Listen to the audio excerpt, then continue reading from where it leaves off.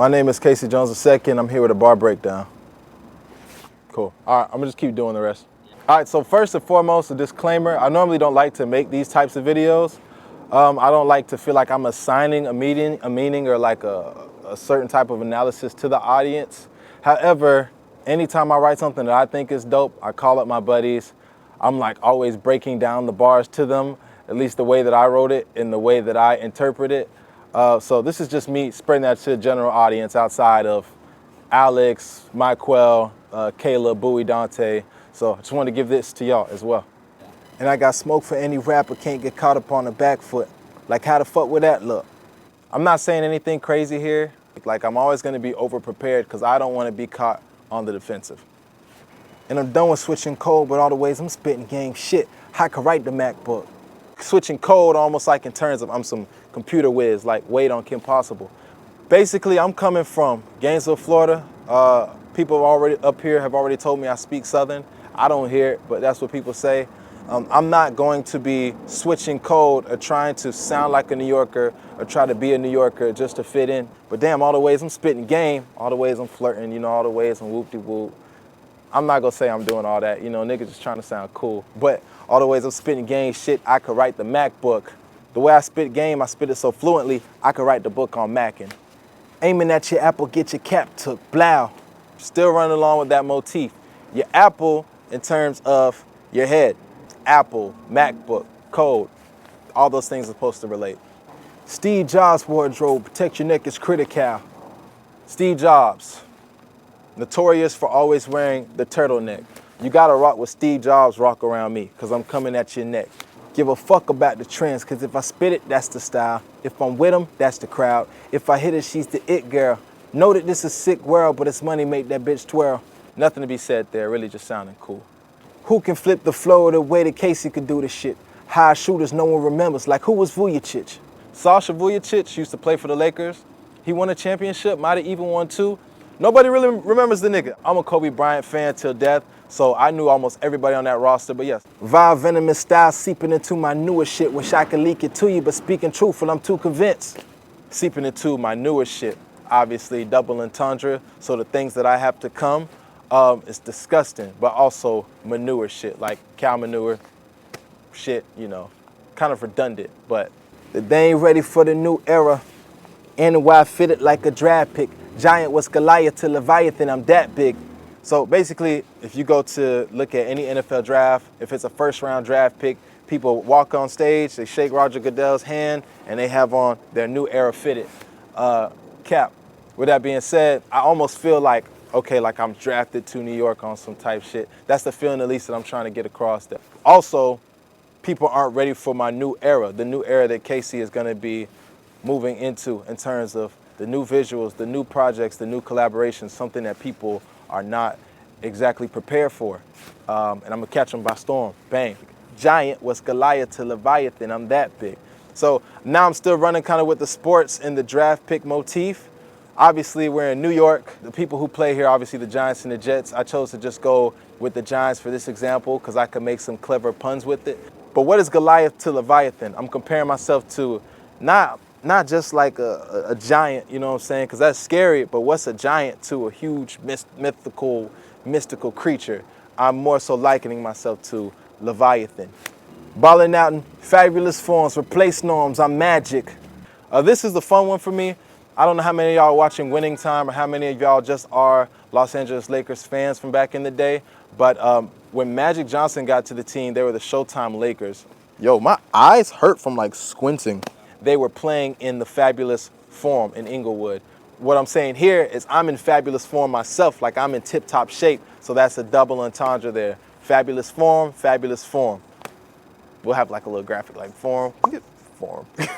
Likening my style to Magic, but also likening myself to Magic Johnson in the way that I am must-see, I am blockbuster, I am Showtime in a sense. Also on top of that, Magic Johnson, once he did come to the Showtime Lakers, Norm Nixon was the starting point guard already. The same way that Magic Johnson came to LA to replace Norm Nixon, I'm coming into this rap game to replace anybody who is thinking in just a normal way and refuses to go outside the box and be creative.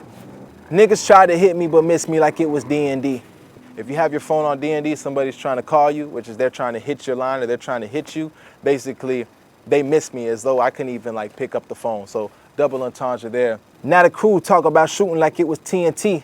Now the crew's mad because they know you try to shoot. They know you try to hit me. They know that you miss me. I'm Neo out here. I'm dodging the bullets. But now they're talking about shooting back. Now they're pissed off. That itself being a double entendre. You got Shaq, you got Ernie, you got Kenny Smith, you got Charles Barkley. They're the TNT crew.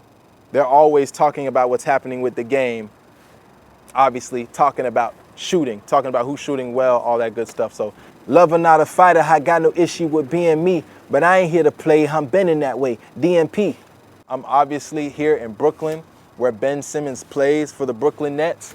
All I'm basically saying here is that I didn't come to Brooklyn to play in the same way that Ben Simmons did not. DMP just means did not play. Built a perfect cell for the villain, they had to let him free. Anybody who's a Dragon Ball Z fan, Perfect Cell is a villain inside that show. So I just wanted to kind of use that motif there, play around with it. But also that's a double entendre because a lot of times in Gainesville, where I'm from, the ceiling only gets so high, and even though I love the place, sometimes it will feel like a cell. It will feel like I was trapped in so many things, sometimes in my own thoughts. And it was a perfect cell because I love being there so much that the best way to build a prison for somebody is to almost make them enjoy it or feel like they can't escape it. Perfect Cell was a villain, but where I'm from, Ville, at least me and my homeboys, we like to call ourselves villains sometimes. So that's just a play on words there. Now the game I'm wrestling with is a different pedigree, but there's no love in the heart of the city, and the best of the here. I mean, the most talented, the most skilled, the most hardworking. You have people who come from all over the world to be in New York. So now the game here is completely a different pedigree. Anybody who grew up on WWF or WWE, you probably know Triple H, Hunter Hearst Helmsley. His special finisher was the pedigree. So that's just me saying the game was his nickname. The game I wrestle with is a different pedigree. Just me getting off another double entendre, having some fun there. Heard the commentaries, all the things they called me. Howard Cosell versus Ali. You niggas talk a good game, but boxing is all me. Howard Cosell was a very, very popular journalist during the 60s and 70s. Front-facing, kind of to the audience, he seemed as though he was biased against Muhammad Ali. He'd always tell him he's too old, he can't win. But behind the scenes, and especially a lot later in Muhammad Ali's career, it was clear that they had a great friendship. Even the hate is really just misguided love. Howard Cosell was a commentator, and he could critique Muhammad Ali all day. He could talk about how he keeps his hands down, how he's getting old, but he would never get in the ring with Muhammad Ali. I die on the track to earn heart, yeah, it's all G. Basically, I'm saying here is that I would literally lose my life on the instrumental. I would go out doing whatever I love doing, just to prove that I have heart and to prove that I care about this as much as I say I do. Dale Earnhardt was a very popular, very successful, some say like the greatest NASCAR driver of all time, and he ended up actually dying on the racetrack, doing what he loved. So similar to the way that he would die on the track, doing what he loves, me, for myself to earn heart, I do the same thing. I drove all the way to the Apple from Palm Leaves. We're getting melon pop easy as getting your orange squeeze, so pops, please. My friend Dante and I drove literally 16 hours, all that distance to get here, so nobody can really question my drive is what I'm getting at, quite literally. So pops, please, fret not, I'm protected by God. I'm a master when I'm tracking, no delivery flawed, meaning when I'm in the booth and I'm tracking my vocals, like I do this, I lay it down nice, my delivery will not be flawed. Also starting another motif here, when you get a package delivered, basically. You keep checking the tracking to make sure it's gonna be delivered. I'm the fucking total package, I can hack it, I swear. If I can't, I'll come home and get a career. There's a lot of experience to be gained and a lot of consistency to be shown, but I got the heart, I got the skill, I've been sharpening my tools, and I know it's gonna keep increasing, and I've got the drive. So that's me saying, I'm the total package.